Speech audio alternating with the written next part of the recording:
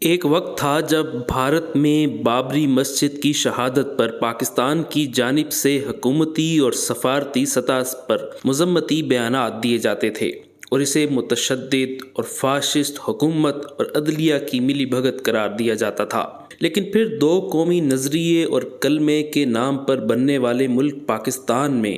مختلف سرکاری اداروں کی جانب سے مساجد کو غیر قانونی قرار دے کر گرانے کا سلسلہ شروع کیا گیا، جس کا عروج پرویز مشرف کے دور میں ہوا، جب صرف وفاقی دارالحکومت اسلام آباد کی درجن سے زائد مساجد کو غیر قانونی قرار دے کر گرا دیا گیا، اور ان میں سے کچھ ایسی مساجد بھی تھیں جو پاکستان بننے سے پہلے سے موجود تھیں، جس کے رد عمل میں لال مسجد سے ایک تحریک کا آغاز ہوا اور پھر دیکھتے ہی دیکھتے اس تحریک نے خون کی چادر اوڑھ لی۔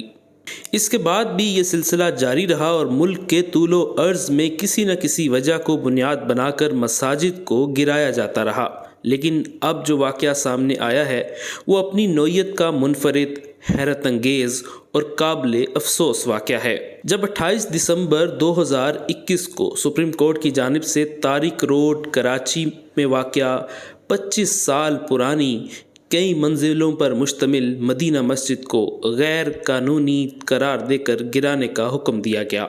جس کے بعد ملک میں غم و غصے اور تشویش کی لہر دوڑ گئی۔ یہ مسجد راتوں رات نہیں بن گئی، بلکہ اسے بنے ہوئے 25 سال سے زائد کا عرصہ ہو چکا ہے اور اسے متعلقہ تمام اداروں کی منظوری اور NOC کے بعد ہی تعمیر کیا گیا ہے، جس کے ثبوت موجود ہیں۔ مسجد کمیٹی کے مطابق مدینہ مسجد کی زمین PEHCS کی ملکیت تھی، جسے 1994 میں باقاعدہ تعمیر جدید کا NOC لے کر حاصل کیا گیا اور حکومت سندھ کے محکمہ KBC، جو اب SBC کہلاتا ہے، سے نقشہ پاس کروایا گیا۔ لیکن سپریم کورٹ نے مسجد کمیٹی کو بغیر سنے اس کے انہدام کا آرڈر جاری کر دیا، جس سے ملک میں اضطراب کی سی کیفیت ہے۔ اس سلسلے میں زندگی کے تمام شعبوں سے متعلق افراد کا مطالبہ ہے کہ سپریم کورٹ مسجد کے تقدس کو پیش نظر رکھتے ہوئے اپنے احکامات واپس لے۔ اسی سلسلے میں شیخ الاسلام مفتی تقی عثمانی نے ایک بیان جاری کیا، جس میں ان کا کہنا تھا کہ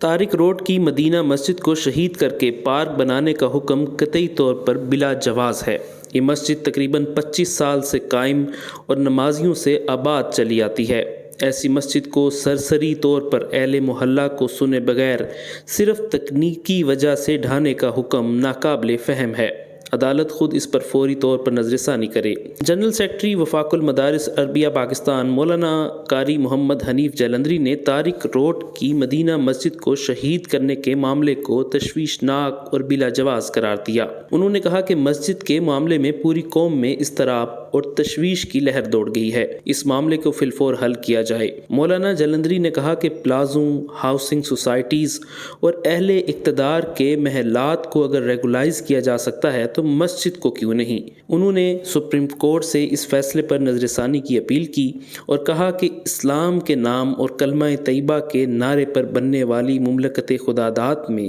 مساجد کے بارے میں اس قسم کا ماحول بننا افسوسناک ہے، جس کا فی الفور خاتمہ کیا جائے۔ جمعیت علماء اسلام کے رہنما مولانا راشد محمود سومرو نے عدلیہ کی جانب سے مسجد کو گرانے کے حکم کے تناظر میں گفتگو کرتے ہوئے کہا کہ میں واضح کہنا چاہتا ہوں، مسجد لاوارث نہیں، طارق روڈ ہو یا الفتح مسجد ہو، مدینہ مسجد ہو، انشاءاللہ جمعیت علماء اسلام ان مساجد کی چوکیداری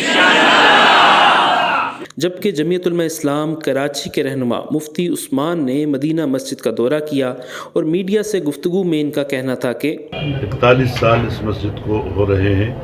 یہ ابتدا میں